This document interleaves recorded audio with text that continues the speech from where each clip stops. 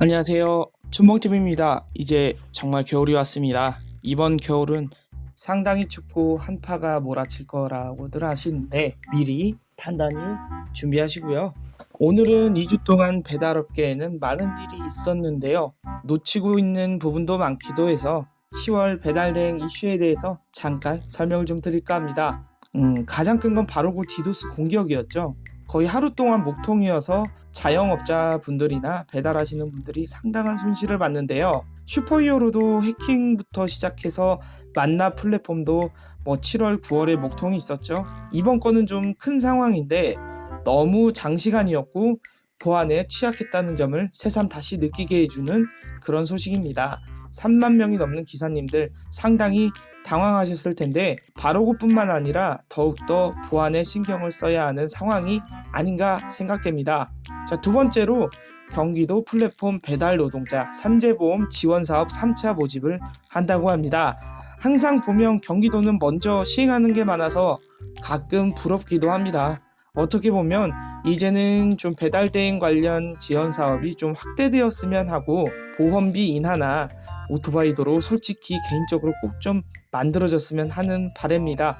10년이 걸리더라도 한 번쯤 오토바이 도로 한번 봤으면 좋겠네요. 다른 나라 보면 좀 부럽긴 하더라고요.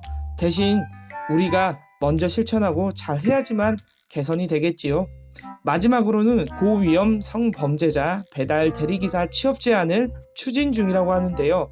개인적으로 정말로 빠르게 추진했으면 하는 바람입니다. 택시나 경비, 택배기사도 상당히 위험에 노출되어 있지만 저는 가장 위험한 게 성범죄자가 배달을 한다는 것이 엄청 위험하다고 생각이 되거든요. 현관 아시다시피 비밀번호도 다 노출되어 있고 요즘은 비대면 배달이 많다고는 하지만 그래도 직접 대면 배달도 많고 빌라 원룸 단지에 홀로 여성 혼자 사는 곳이 많기 때문에 직접적으로 상당히 위험할 수 있다는 생각입니다. 고위험 성범죄자가 아닌 모든 성범죄자는 하면 안 된다는 게 맞지 않을까요? 반대로 여성 배달러분들도 위험에 많이 노출되어 있는 것도 사실입니다. 이렇다 할 아직까지 방법은 없지만 항상 조심하셔야 될 것 같고요. 요즘 다시 잡종의 도가니가 아닌 다시 평온한 배달업계로 돌아온 듯한 느낌이 드는데 앞으로 네이버와 신한이 어떤 행보를 보일지도 상당히 궁금하고 이제 슬슬 겨울 준비를 해야 하는데 생각보다 큰 타격에도 불구하고 기사님들은 많이 때려치는 상황은 없다고 합니다. 그만큼 먹고 살기도 어렵기도 하고 생각보다 그렇게 아직까지는 나쁘지 않게 벌만 하다라고 생각이 들어서일까요? 저도 요즘 하루 타는 콜량이 좀 늘었어요.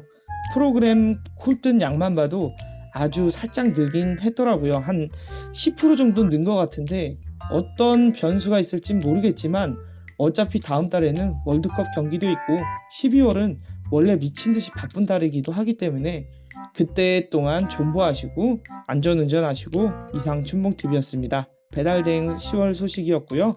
이상 춘봉TV였습니다. 감사합니다.